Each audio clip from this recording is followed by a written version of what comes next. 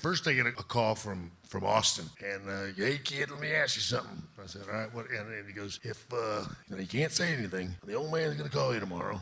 You're gonna ask about, me, you and Mick doing something at WrestleMania. Just want to make sure. He goes, I won't do it if you don't want to do it, but he's got a little something where we're gonna come out, and we'll send some people down, we'll kick him, and I'll stun him, and Mick will do his thing, and you want to do something like that? And I said, well, sure, yeah. I said, all right with me. Doesn't matter to me. It sounds good.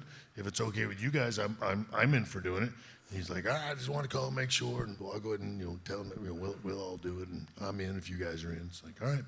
So the next day, Vince calls me, and he goes, all right, so I want to run an idea by you. So he lays out to me this thing with me, Steve, and Mick, and he says, everybody's going to be in their gear. I want you to wear your gear. Steve's going to be in his, Mick's going to be in his gear.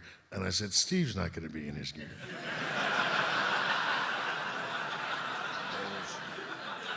Well, sure he is. Everybody's going to be in their stuff. Mick's going to be in his stuff. Steve's going to be in his stuff. I want you in your gear. I said, I can promise you, Steve is not putting on a pair of trunks and his boots and walking down there at 52 years old. Just like I don't want to walk out there in my gear at 52 years old.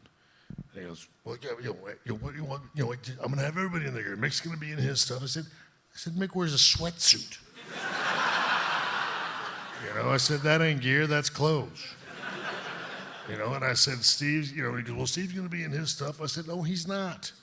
And he goes, well, he's going to be in his jeans. I said, and a T-shirt. And he goes, well, that's his stuff. I said, that ain't his gear.